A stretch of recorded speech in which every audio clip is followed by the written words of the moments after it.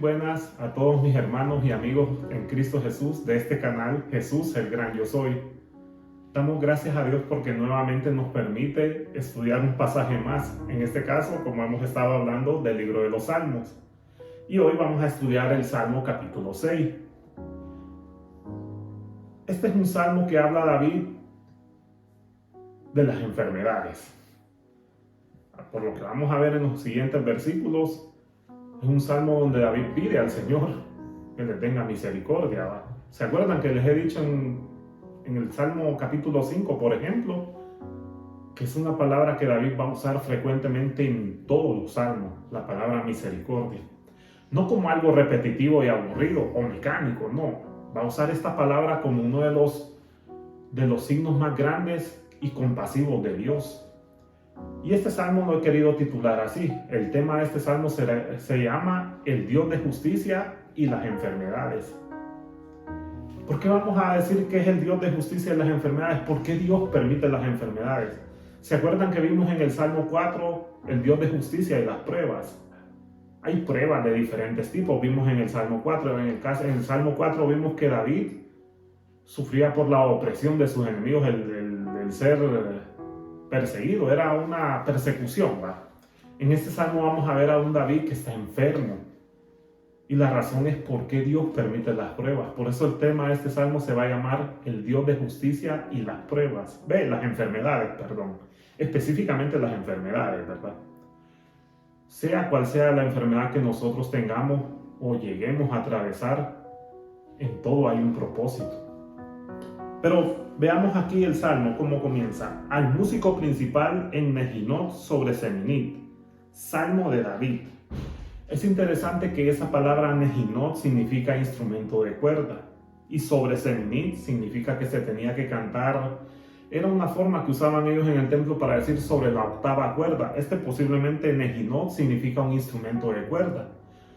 Posiblemente era alguna citara que ellos tenían, ¿no? Algo así parecido a un instrumento de cuerda que tenían los hebreos en ese entonces, dirigido al músico principal y como dice ahí, al Salmo de David. Salmo de David eso es inspirado por Dios. Ahora vamos a ver los primeros versículos de este Salmo, que dicen así. En los primeros 3 versículos dice: Jehová, no me reprendas en tu enojo, ni me castigues con tu ira. Ten misericordia de mí, oh Jehová, porque estoy enfermo. Sáname, oh Jehová, porque mis huesos se estremecen. Mi alma también está muy turbada. ¿Y tú, Jehová, hasta cuándo? A esta primera sección de estos 3 versículos le voy a llamar así, como dice un versículo bíblico: en la ira, acuérdate de tu misericordia. David está apelando a la misericordia de Dios. Posiblemente él cree que esa enfermedad que está cruzando ahorita es a causa de un pecado. Con frecuencia pensamos nosotros lo mismo también. ¿Se han fijado que cuando de repente nos viene una enfermedad, lo primero que se nos viene a la mente es eso, que fue producido por algún pecado? Ahora, tengamos presente que sí, hay enfermedades que se producen por el pecado. Un pecado no confesado, por ejemplo. Si nos vamos al Nuevo Testamento, recordamos cómo la Biblia dice en 1 Corintios capítulo 11 y versículo 30, que los corintios comían desordenadamente la cena del Señor, y por haber comido desordenadamente la cena del Señor, que era una de las instituciones más sagradas instauradas por el mismo Señor Jesús, Dios tuvo que castigar a esos hermanos de Corintio con enfermedades y a algunos los castigó inclusive con la muerte física. Algunos piensan que fue la muerte espiritual, no, ahí fue muerte física porque el versículo dice: y algunos de ustedes duermen, dice. Y Pablo dice: y unos de ustedes están enfermos. Es cierto, tenemos que reconocer que cuando hemos cometido algún pecado, eso nos va a traer enfermedades. Pero en el caso aquí de David no es por algún pecado que ha cometido, fue por, no sé, cosas que Dios permite a veces. Es interesante que él dice: Jehová, no me reprendas en tu enojo, ni me castigues con tu ira. Es dura cosa sentir eso, ¿va? Cuando se nos viene alguna enfermedad, es bien difícil pensar en eso. Es como nosotros pensamos que así se manifiesta la ira de Dios cuando estamos enfermos. Aquí no se nos describe qué enfermedad tenía David, alguna enfermedad que lo estaba atacando. Pero piensen en esto, imagínense que a nosotros apenas nos pega una gripe y cómo sentimos una debilidad en el cuerpo y una cosa fuerte. Imagínense cuando nos pega una enfermedad fuerte que Dios no lo quiera. Imaginen cuando alguien tiene un cáncer, por ejemplo, que esas son enfermedades más poderosas, más letales, pues. Es como sentir la ira de Dios. Por eso David dice aquí, no me reprendas en tu enojo, ni me castigues con tu ira. Cada enfermedad en verdad es como sentir el enojo de Dios y su ira. Es un castigo. Pero el concepto aquí de David está un poco errado de cierta forma, porque no todas las enfermedades son producidas por algún pecado no confesado. Hay enfermedades que se producen ni modo porque a veces son consecuencias de que el mismo pecado que cometió nuestro primer padre, como dice la Biblia ya, Adán, ¿va? Que esas son consecuencias o maldiciones de ese pecado, ¿va? Pero no tenemos que ver todas las enfermedades como algo negativo. Es cierto que ninguna enfermedad es buena, ¿va? Porque nadie quiere estar enfermo. Decía una persona una vez, yo prefiero estar sin dinero, pero siempre estar sano, decía. Y se han fijado que es curioso eso, que uno puede tener dificultades, pruebas, puede tener carencias económicas, uno puede sinceramente padecer de todo lo que ustedes digan, pero uno se alegra cuando uno está sano. ¿Qué no daría uno por estar sano? No importa si no tiene dinero en el momento, si hace falta aquello, pero lo importante es estar sano, porque al estar sano uno hace de todo, pues. Pero cuando uno está enfermo, hay que gastar dinero, hay que invertir en esto, y es un problema serio, pues. Por eso les decía que aquí David está diciendo en la ira, por eso les puse este punto así, en la ira, acuérdate de la misericordia, porque David dice primero, no me reprendas en tu enojo, ni me castigues en tu ira. ¿Qué es lo que pide David en el versículo 2? Ten misericordia de mí, oh Jehová. Ahí está, ¿ve? Acuérdate de la misericordia. Es una palabra que David siempre va a recurrir hacia Dios. En la ira, ten misericordia de mí, oh Jehová, porque estoy enfermo. Sáname, oh Jehová, porque mis huesos se estremecen. Mi alma también está muy turbada. ¿Y tú, Jehová, hasta cuándo? Esa enfermedad física no solo le estaba turbando sus huesos, su carne, como va a decir más adelante, sino también su alma. Y es que habrá una cosa tan triste, es que cuando uno está enfermo, también hay problemas. Cuando es una enfermedad demasiado fuerte y progresiva, sí, a veces eso hasta turba el alma, entristece el alma. ¿Cuántas veces no nos hemos sentido así? Les estoy poniendo el ejemplo de que a veces una simple gripecita a veces nos hace sentir acongojados. Imagínense enfermedades más fuertes, como la diabetes, por ejemplo. Enfermedades que ahora, gracias a la ciencia moderna, al avance tecnológico de la ciencia, se ha descubierto que hay enfermedades que son peligrosísimas. Como les digo, aquí no describe la Biblia qué enfermedad tenía David, pero sí, era una enfermedad fuerte por lo que se nota, porque lo estaba estremeciendo bastante. No era una simple gripe o una simple fiebre, era algo verdaderamente fuerte que lo estaba atacando. Y él creía que era por causa de algún pecado. Pero vamos a ver que no es por el pecado muchas veces eso. Son simplemente cosas que pasan, pues. David creía que eso era un mal, un castigo de Dios, y dice, mi alma también está muy turbada. ¿Y tú, Jehová, hasta cuándo? Esa es una pregunta, otra de las preguntas que vamos a ver bastante en el estudio del libro de los Salmos. Esa expresión, ¿hasta cuándo? Siempre vamos a encontrar eso de que, Señor, ¿hasta cuándo vas a dejar que yo siga en esto? Voy a mencionarles 4 cosas así rapiditas de por qué a veces Dios permite las enfermedades para que entendamos un poco, ¿va? Claro, no con esto pretendo que entendamos del todo por qué Dios a veces permite estas cosas en nuestras vidas, ¿va? Pero que esto sirva de reflexión también. Recordemos que las enfermedades muchas veces, unas son para manifestar la gloria de Dios. ¿Se acuerdan cuando Jesús sanó a un ciego de nacimiento, que los discípulos le dijeron, Señor, ¿quién pecó, los padres o él? Y vino Jesús y les dijo, no, ni este pecó ni sus padres, sino que esta enfermedad se dio para que se manifieste la gloria de Dios. Piensen, si ustedes están enfermos en este momento, o yo en algún momento, Dios no lo quiera, pero si pasa, pensemos, Dios se puede manifestar en gloria sobre esa enfermedad para testimonio a otros. Recuerden que el milagro que hizo Jesús ahí de sanar a esa persona fue para manifestar la gloria de Dios. Y posiblemente así puede ser en nuestra vida. Otro de los resultados de por qué Dios, ese es el primer punto que les dije, manifestar la gloria de Dios, así rapidito. El segundo es que Dios quiere producir un fruto en nosotros. Recordemos que muchas veces las enfermedades producen, en este caso, un fruto. Dice Romanos 5:3 que Pablo tuvo problemas en ese aspecto con las enfermedades, pero que eso en él produjo una paciencia. Oigan bien lo que produjo una enfermedad en Pablo, una paciencia.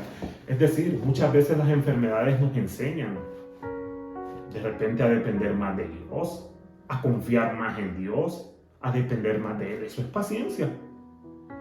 Otro de los frutos que produce una enfermedad, que me parece muy bueno también cuando estamos así, es que nos vuelve, creo que, más dependientes y más humildes hacia Dios. Pablo dice en 2 Corintios capítulo 12, capítulo 12, versículo 7, dice, pero en mi carne fue dado un aguijón, dice, el cual es mensajero de Satanás. Él usa esa expresión figurada, hablando de una enfermedad. No sabemos qué enfermedad tenía Pablo, pero dijo Pablo, y he pedido 3 veces a la gracia de Dios que me quiten esa enfermedad, y Dios me dijo así, bástate mi gracia porque mi poder se perfecciona en las debilidades. Pero antes de eso, Pablo dice que ese aguijón en la carne le fue dado para que él no se sobreexaltase demasiado. Es decir, Pablo sintió que él podía sobreexaltarse, es decir, enaltecerse él mismo, pues. Claro, él era un hombre de Dios, pero él podía caer en el peligro de enaltecerse demasiado. Entonces entonces Dios permitió que hubiera una enfermedad en la vida de Pablo para que esa enfermedad lo mantuviera humilde y lo mantuviera sometido bajo la gracia de Dios.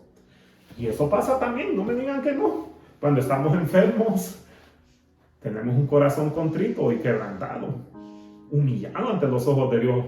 Lamentablemente ahí es un peligro, porque a veces solo cuando estamos en esas situaciones es que la mayoría de gente busca a Dios.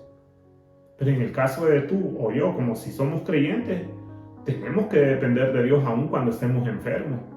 Ojo, muy importante esto que voy a decir también, que cuando estemos enfermos asegurémonos de que no haya algún pecado no confesado en nuestra vida. Es muy importante eso. Siempre que estemos enfermos tenemos que recurrir a Dios, que nos sane obviamente, pero que en nuestra vida no haya algún pecado no confesado, porque eso evitará que Dios también nos ayude, ¿va? Obvio que tenemos que recurrir a los médicos también, ¿va? Pero siempre y cuando dependiendo en el Señor, no confiando en los medios que Él usa, ¿va? Como hizo un rey allá en la Biblia, que dice que en vez de confiar en el Señor fue donde los médicos, dice, y no recibió sanidad porque no le pidió primero ayuda a Dios. Ese rey se llama Ocosías y está en el segundo libro de Crónicas, ahí lo pueden ver ustedes. Un rey que no quiso buscar la ayuda del Señor. Bueno, mencionando estos 4 puntos, ¿se acuerdan que les dije que en la ira, acuérdate de la misericordia, es lo que está diciendo David, y esos 4 puntos que les acabo de mencionar, ¿va? Tengan presente eso, que en las enfermedades Dios se glorifica. Dios permite las enfermedades para que tengamos más fruto, y también evita que nosotros nos enaltezcamos, pues. A veces las enfermedades también son productos de la vejez o del cansancio excesivo también. Esas cosas pueden pasar. Ahora miren lo que dicen los versículos 4 hasta el 6. Vuélvete, oh Jehová, libra mi alma, sálvame por tu misericordia, porque en la muerte no hay memoria de ti. En el Seol, ¿quién te alabará? Me he consumido a fuerza de gemir, todas las noches inmundo de llanto mi lecho. Riego mi cama con mis lágrimas. Mis ojos están gastados de sufrir. Se han envejecido a causa de todos mis angustiadores.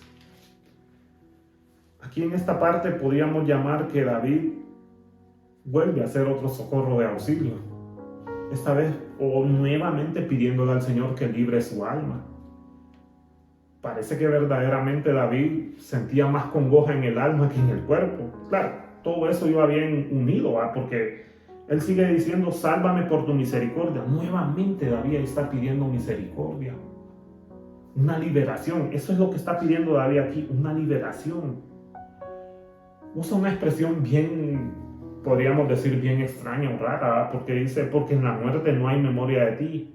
En el Seol, ¿quién te alabará? parece que David está diciendo, Señor, si yo me muero, te dejo de alabar, porque en la muerte no hay quien te pueda alabar. Eso parece un poco raro, pero recordemos que ellos no tenían un conocimiento muy preciso sobre lo que hay después del más allá.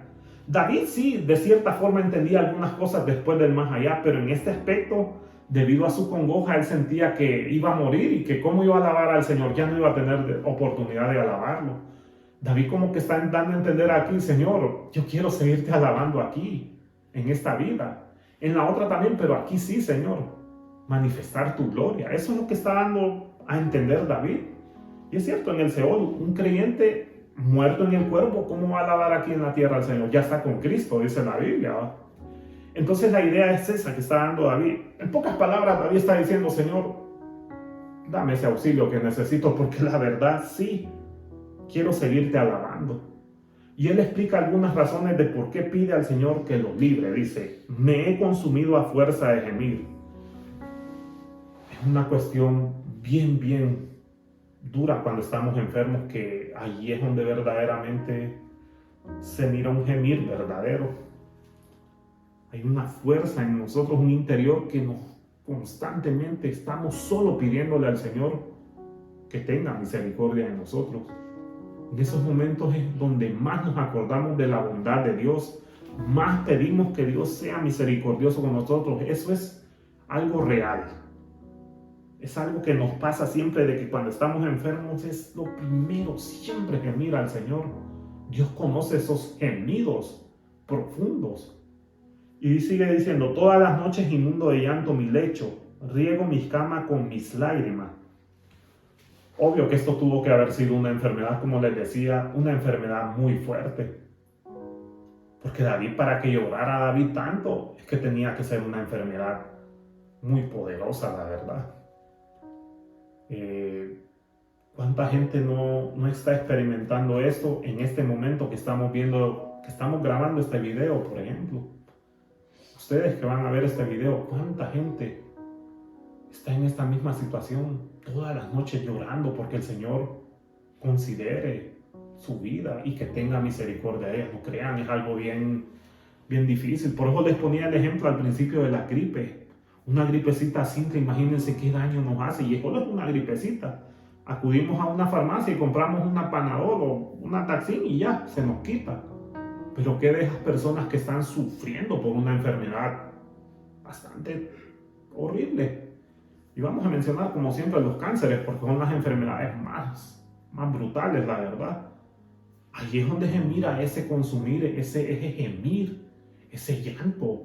¿Cuánta gente no está llorando ahorita en este momento porque le pide al Señor que tenga, aunque sea un poco de piedad, y lo sane por su misericordia? Claro que sí, es válido eso. ¿Cómo no quisiéramos que Dios sanara a esa persona que está sufriendo en este momento? Y que Dios, si es su voluntad, Dios tenga misericordia de esas personas, ¿va? Para que se manifieste su gloria. Con ese propósito Dios lo puede hacer también, no lo dudemos. Dice la Biblia que para Dios no hay nada imposible. Mis ojos están gastados de sufrir, se han envejecido a causa de todos mis angustiadores. Como dicen, David ya estaba de por sí enfermo, creía que era Dios que lo había castigado.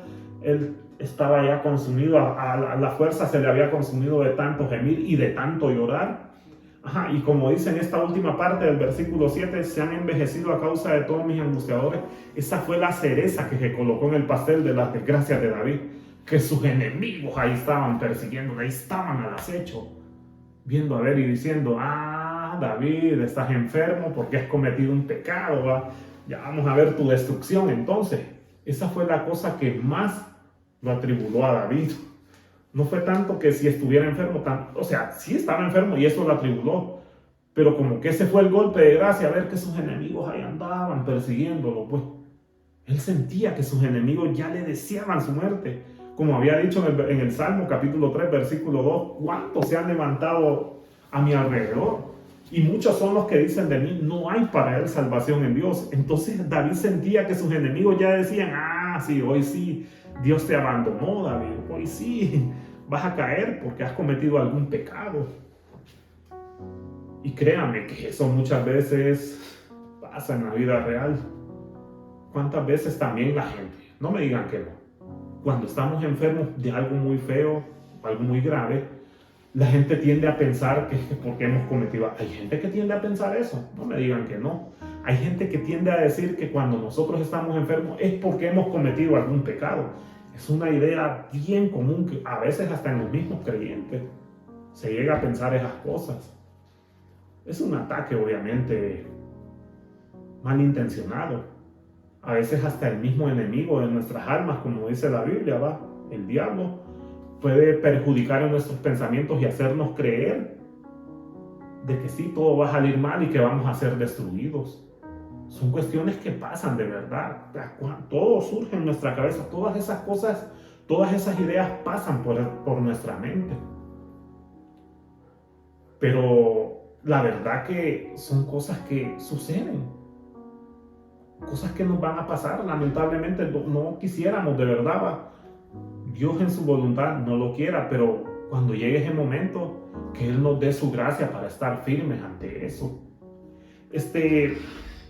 Sigue diciendo David: apartaos de mí, todos los hacedores de iniquidad, porque Jehová ha oído la voz de mi lloro. Jehová ha oído mi ruego, ha recibido Jehová mi oración.